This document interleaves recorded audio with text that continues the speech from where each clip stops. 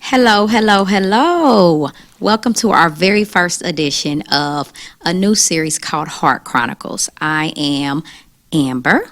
And I am Minister Tasha.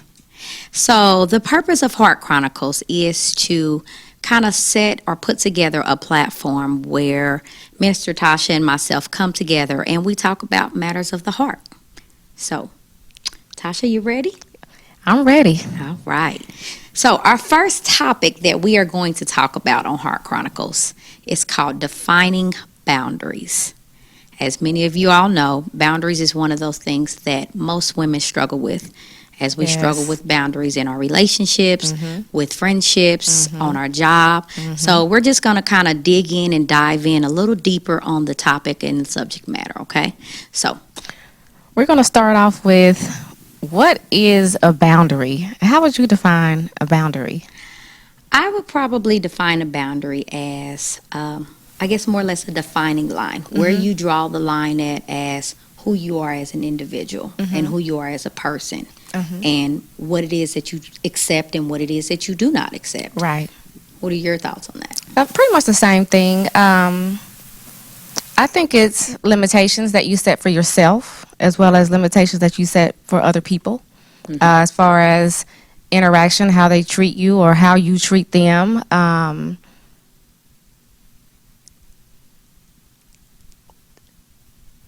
And how you show love, how you show respect, and how you receive it as well. Because I think a lot of times we fail at setting boundaries because I think most people don't know exactly what they are until until the line is actually crossed. Absolutely. I would definitely have to agree with that. I know one of the things that boundaries has taught me is that it teaches me how to have control, how to have self control over my space. And like many women, I've struggled with that in the past. I've struggled with defining boundaries because we don't want to hurt people's feelings. We don't want them to feel like we're standoffish Right. or snobbish. Right. So we kind of feel uncomfortable to define a boundary for other people for our space. Right. And I think that sometimes we feel like it's wrong because it could possibly be like how we were brought up, that we're being disrespectful to someone because at one point, depending on the relationship, when you were younger, you can't say this or you can't say that or you can't do that. Then once you get older, but just because you respond to it in a certain manner, it's taken as disrespect, and it's not disrespect. It's just now we can't interact from the same space. So it's kind of going back to the meaning. It's actually defining your space and what that looks like. I would definitely agree. As we mentioned when we first came on, that defining boundaries is an area that you have to define a boundary with everything in your life. You Right. can't necessarily pick and choose. Right. You have to define a boundary with friends, Right. with your parents as an adult. I Right. have to define boundaries with my mother. Right. I have to define boundaries with my in-laws. Right. You even have to define boundaries with your exes. And I know that's Right. sounds strange or cliche to Right. say because people don't think about that. Right. But when you have ex-husbands or you have, someone you may have been in a relationship with and you have children, there has to be boundaries established because your boundaries are a little more open in those areas Right. when Right. you're in relationship. Right. And then they change Right. as those relationships end. But I think also before you can even establish a boundary with other people, they have to be set within yourself. I agree. You have to agree. know what your limitations are, how far you're willing to go. And then just because you'll go this far with this person, different circumstances require different things. So are you going to have the same boundary across the board? Or is it pliable? So you kind of raise another question about setting boundaries across the board. Is there a boundary that is set for all, or do we put certain people in a position where they have a boundary that other people don't? Good question. I would say that's something that we probably do unconsciously. I think we do. I mean, when you think about, for example, if you go to a family reunion, Right. and you're there with all of your friends and family, well, Okay.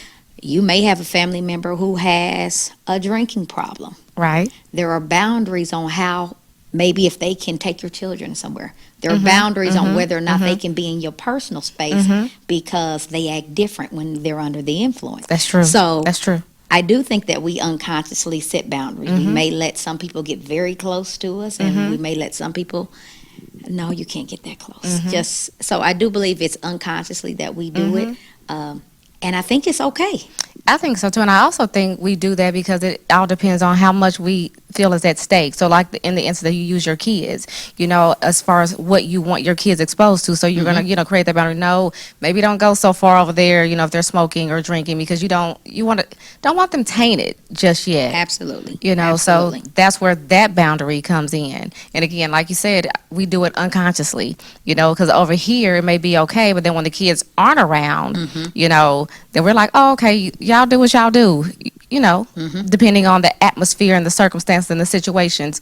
I think we have been prone to adjust according to the atmosphere, as opposed to I do know some people that it is the same across the board. When people start drinking and smoking or whatever it is they do, they're like, I'm gone. I don't do that, so I'm out.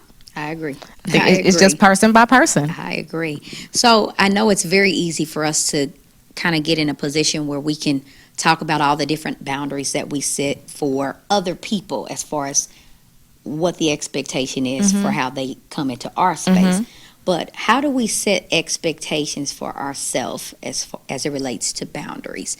I think one of the areas that I have to set an expectation for myself is I have to set an expectation of what is acceptable for me as it relates to my appearance. That's good. That's a good one. That's a So, good one. Because I think we struggle with that as women, so that's good. we do, and I set boundaries on how I dress. There are some things that are just crossing the line for me. But at the same token, people think that because I'm saved, I still can't be fashionable. And maybe I should say, I think that's probably the viewpoint of those that are not saved, because they don't understand. They've got this thought process that if you've become saved, that you have to wear skirts down to your ankle, and you can't let any shoulders out, as you see we've done today. But I think that we have to be very careful with ensuring that setting boundaries does not box you in.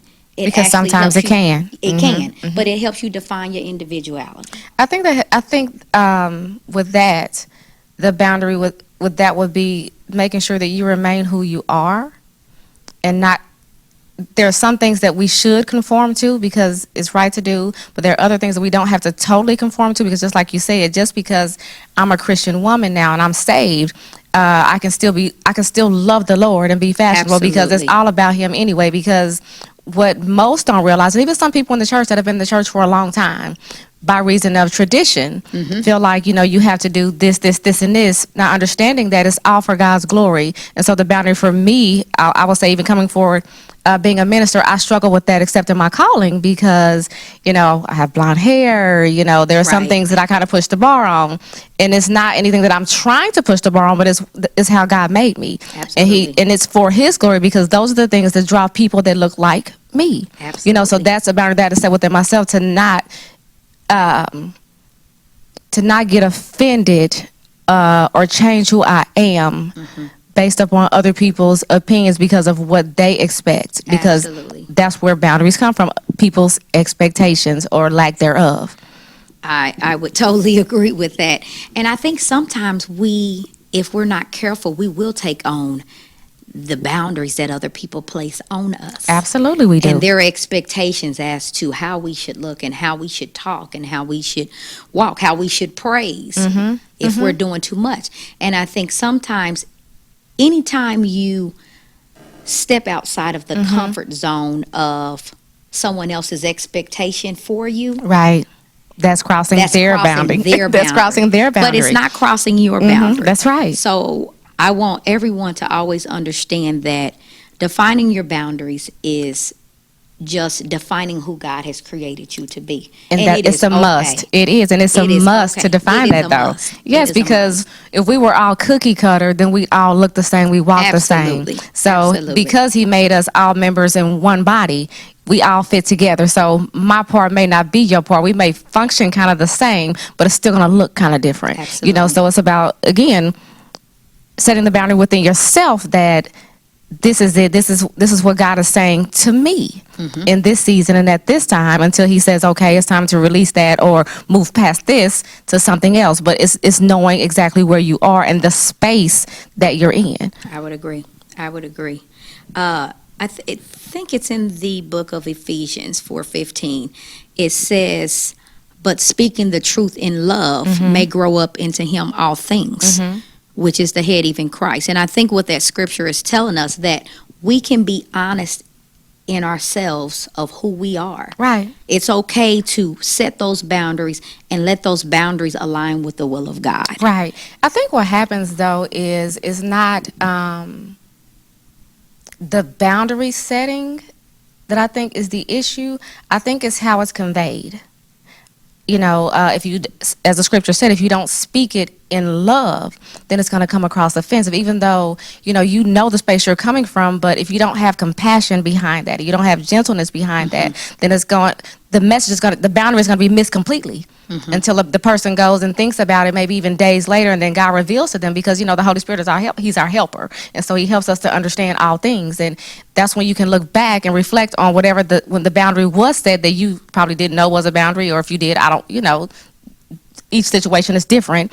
That's how you can move past the offense of someone setting their boundary or lack thereof, if that makes sense. Yes, I get what you're saying.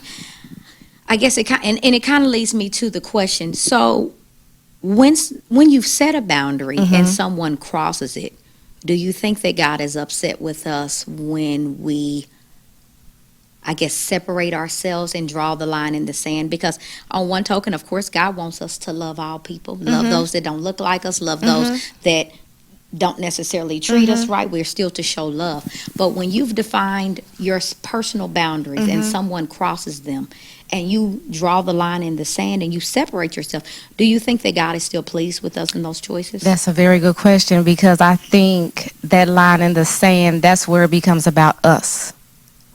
It's a very fine line, because sometimes when boundaries are set, and I think I've seen this a lot in ministry, in business, in regular relationships, people miss the whole point of the boundary, because just because I said this is my line, that doesn't mean that I don't want to deal with you or not. It's just saying that this is it. If we were already in relationship, we're already coming together, you have to remember the main goal and the main focus. So in situations such as that, you have to keep the greater cause in the forefront, because especially if it's in ministry, let's just use that as an example. It's not about me. It's not about them. Right. It's about God. Right. And so with that, you can't cut this person off, because, again, we're many members, one body. So if you cut off the finger because the finger is restricted, how's it going to function? I get what you're saying, Minister Tasha. And I'm not by it. No means am I saying that it's an easy thing. It is not an easy thing, because there's a quote that I found when I was kind of just doing some additional research as it relates to the topic that we're talking about. And it said, a lack of boundaries invites a lack of respect. So in my mind, if I allow someone to still stay in my space when they don't respect my boundaries, I'm inviting respect. But in the same token, if God is telling me I can't necessarily cut them off, because then I'm separating and making it about me, I'm a little torn. But I think because the connecting piece is the part that we're not saying. Communication. The boundary is set. This made me feel some type of way. It's natural for us to tuck our tails and run. Right. You have to have the conversation, because that's just like discarding somebody because something didn't quite go my way. And just because it didn't come across how I thought, so that doesn't necessarily mean that I'm going to stay in this feeling of disrespect, because you choose to stay there. Have the conversation and then move forward accordingly after the conversation is had. And it may take more than one conversation depending on the person and the situation. And again, I'm not saying that this is an easy thing. I'm not sitting here great to tell you like I have it all together, because again, it's situation by situation. There have been some times And I'm a calm person by nature that I've had to internally be like, hold up. You know, Did that just happen? Yes. don't let this, hold on. Just Yes. give me a second to get it together. Okay. So here we go. But, and there have been times when I have been offended, but then I have to ask myself, why was I offended by their boundary? I'm an internal work person, so I always go inward first before I go outward. And I'm going to ask myself, well, why was I offended? What about that offended me? Why was their boundary offensive to me? Was it how they said it? Was it the fact that, okay, my ego is bruised because I thought that we had this relationship, but now I realize that we have a relationship, but it wasn't quite to the degree or the extent that I thought. So is that because it's the rude awakening that it ain't quite like I thought? Yeah. You know, so it's So just, why do you think, and I'll try to elaborate on this, but just to kind of put the question out there, what do you think is the biggest struggle that people have with accepting others' boundaries? I think it is, like as you just mentioned, I think it is an ego it thing. is. It's definitely pride and ego. Because you feel shut down. Yes, you do. And we don't like, as individuals and human beings, to be shut down. And it feels like rejection. It feels like rejection. And rejection is hard for anybody. Yes, it is. I don't care what the situation is. If it's rejection from a job, rejection from a relationship, passing a test, it doesn't feel good. And when someone sets boundaries, it rejects our intentions. And I think that's what hurts. I think it's that, but I also think the main thing why our ego is bruised, if you will, or our pride is kind of bruised, if you will, is because it's not what they said, it's how they said it when they set their boundary. You know, if it comes across stank, naturally you're not going to hear nothing that they said. All you're going to hear is that tone. And when you hear that tone come up out that mouth, and you like, Tone is everything. oh, and so you're stuck on the tone Right. and not the content of what they're saying. And so you miss the whole boundary, which is, again, why you basically retract and want to drop this line like, okay, I'm done with that. But it's about being mature, being able to look beyond that tone. And it takes self-discipline. It takes self-control. And it really takes you allowing God to really mold your heart and really, you know, work on that thing. Because, again, it's not easy. We hear things based upon what we've been through. We receive things based upon what we've been through. We think about things based upon what we've been through. So just because they set a boundary, we don't even receive it how they said it or what they were saying. We receive it on what we've been through. Right. It looks like, feels like, oh, there's that thing again. There you go. That's boundaries is just one of those topics sometimes you don't even want to talk about. Right, because it's touchy. It's a very touchy It's touchy. It's easy when you get with your girlfriends to kind of complain and say, I'm not dealing with that. I'll take A, B, C, and D. But when it is time to go ahead and speak those things that you just sat over at your girlfriend's house and complained about, it tugs on your spirit. It does. Because you don't want people to see you in this light of arrogance. Because I think boundaries and defining boundaries comes off as arrogant. It comes off as, oh, you think you better. No, it's not that I think I'm better. It's just I have made a decision to let you know, just as I have confirmed in my own spirit, what's okay for me and what's not. Because I think as children, we allow a lot of things to happen, even as teenagers. It's almost a peer pressure thing. You're not really, that's not really your choice of maybe activity or a group of people to hang around with or topic to gossip about. But because you're in the midst, you kind of roll with the flow. I think as you get older, you start defining those boundaries. And hey, if that's what you choose to do, that's fine. But over here in this circle, that's not the space that I like to dwell in. And you just said that sometimes it can come off as arrogant. I think a lot of my experience has been, you know, when a boundary is set, people think that you don't care. So where you may have once been so involved in their decision making and being their counselor and their shoulder to lean on, and then when you're like, you know what, I gotta cut the ties here. I'm not even It's cutting weighing them. on me. It's weighing on me, Yes. so I'm not cutting it, but I'm not gonna pour as much as I used to pour because it may be enabling you to use your brain, or to use your problem solving skills. I'm not gonna say use your brain because that sounds crazy, but to use your problem solving skills. I think we enable people a lot when we don't set boundaries in certain situations. So for some things, it's like I said, oh, now you don't care. And it's not that I don't care. It's just that I have to take a half a step back to give you some room to figure it out. Because what I've learned with setting that boundary within itself, keep my mouth closed, guess what? They figure it out. And Yes. I sleep good at night when they do. Absolutely. So, of course, when we define the boundaries, of course, we take those defining lines and we take them with us in the different spaces that Yes, we go. do. What are some of the things or some of the ways in which you have to define your boundaries in the house of faith? I think coming in as a newcomer, people don't think about that. Right. Because we kind of have this mindset of coming into the house of faith, coming into church is a place where you can just lay out everything. Mm-hmm. And you can to God. Mm-hmm. But you should not lay out everything to everybody. That's because true. you open up the space for your boundaries to begin getting crossed. Sometimes in our vulnerable moments, we will open up too much information and we will allow people into spaces that to some degree will feel like it crossed the boundary. Kind of when they start having conversations, you're like, oh, that's a little personal. Well, you have to be careful about that. And not just in the house of faith, but even on the job with coworkers.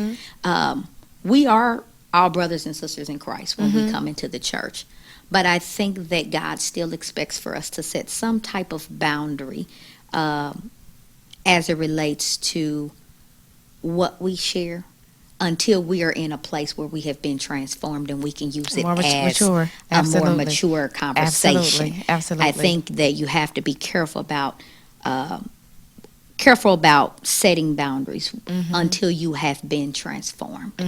But I think what happens, though, like you said, when you're stepping into the house of faith, people don't understand the boundary because their boundary may have been for their entire life to not tell anyone anything.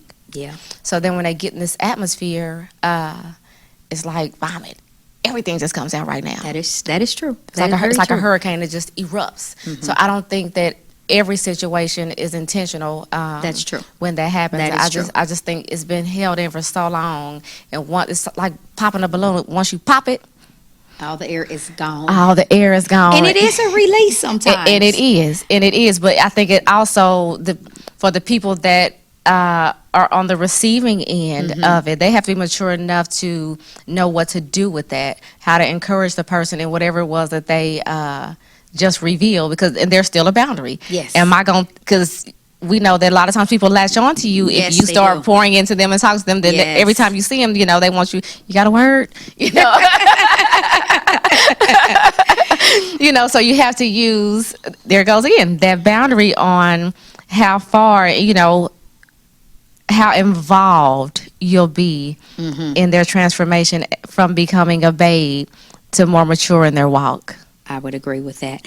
I was reading an article, and I'm going to kind of give you 3 bullet points. And it talked about everyone being made up of 3 different parts that make up who we are. It says there's the sanctimonious you, there's the straying you, and the suffering you. And I think all 3 of those particular topics dwell within every single person. So when I read that, I'm like, wow, I started thinking, so what parts of me are sanctimonious? They're calm. I feel like I have control over them. Those are the easy things. Those are the easy things. And then we've got those string pieces that we don't really want to even touch. We almost try to act as if they don't even exist. And then, of course, we have the suffering. We have those things that have affected us and hurt us in some way, be it childhood, be it relationships, friendships, parenting, the home we grew up in. And each of those areas are what allow us to define the boundaries we have for our lives. Right, and then the thing with that is, as you discussed, because of your upbringing, your parenting, your friends, your family, not all of those boundaries are healthy. They are not. I would agree. And so when I would you, agree. I think it's shocking when you do learn that that one isn't a healthy one, because that wall says nobody in, nobody out. So how is anybody going to get to me if there's no access? Hmm. You know, or I grew up in a home where, I'm sure we all did. You don't tell our family business. Absolutely. Yes. That's our family business. quiet. Be quiet. What And happens in this house stays it in stays this in house. this house. And so what we don't realize with that boundary is they were actually teaching us to withhold stuff even from them. Very true. You Very know, true. you're teaching us that art because of this boundary that you said that was supposed to be only for over here, but it actually affected over here too. Hmm. And that's one of them unhealthy boundaries, because you learn to be sneaky. I'll speak for Yes. myself. And I'll second that. Hey, I wasn't always what you see. Yes. But it is what it is. But we do form a lot of unhealthy boundaries. I think when we form healthy ones, it's like you said, as far as maintaining, if someone is just outright abusing you or being completely disrespectful, of course God doesn't want us to be trampled upon. That's not his will for us. So in those cases, yes, by all means, set a boundary. You're supposed to, because we're not supposed to be abused. Absolutely. He didn't put us here for that. Absolutely. The unhealthy ones, I think those are harder to address because sometimes it breaks the norm of your family. What we've always done this. So when you're the one to step out and do something different from everyone else, it goes back to what you were saying earlier. Oh, she thinks she's. Yes. Because you chose a different way, because you realize that boundary that was passed down may not have been so right. So it looks foreign until other people start seeing you do it. Then other people I ain't gonna say they try to, but they start mimicking what they see. They're like, oh, okay, that worked for her. I bet want to do that, so let me try it. Be it in your family, or it may be friends. It could be, you never know who's paying attention that's been around to watch you make the transition from this set of boundaries to now you have these over here. I would agree.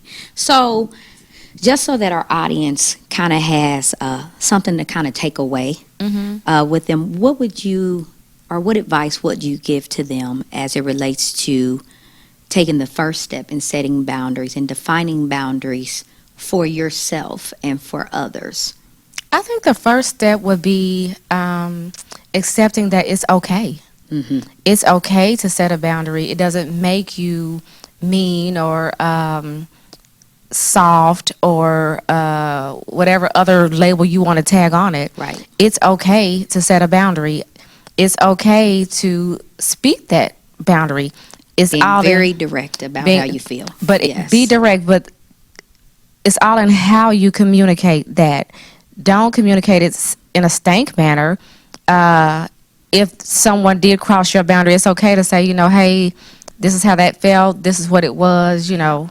or whatever. And I think that when you're defining your own personal boundaries, you have to have a conversation with yourself First, and that's the hard part. You cannot take your thought That's it. process out and to others and expect for them to comply, and you have not confirmed it within your own self. Or you're if not it's even okay. or you're not even doing it yourself. How can Absolutely. you ask me to do something that you're not even You're not doing doing yourself? So, like yourself. you said, it's going to take one of those real long, hard looks in the mirror. And sometimes we as women, which is pretty as our makeup is and our hair and our jewelry, that is one of the hardest things for us It to do is. is look in that mirror Look in that mirror. and accept what you see. Yeah, because accepting what you see helps you to realize what you've allowed. What you've allowed, and that is time to make a change. It's time to make a change. Be that good. Well, it's only good. It has to be good. Yeah. The boundary has to be Absolutely. good. But you have to know that you're worthy of setting a boundary. Absolutely, I agree. And I think we should stop there, because that worthy of setting a boundary is gonna open up a Yes. whole different can of worms. And so we don't want to get into that, but we will get into it next week. on our next episode of Chronicles. We're going to have a continuation of this particular topic just because boundaries is such a very, it's a very deep topic, Yes. and it's a personal topic. Yes, it is. So catch us next week. We'll be coming back and continuing our conversation as it relates to defining boundaries and what they are and how to do that. Yes. So thank you so much for joining myself, and Minister Tasha. we will see you on the next episode Yes. of Heart Chronicles.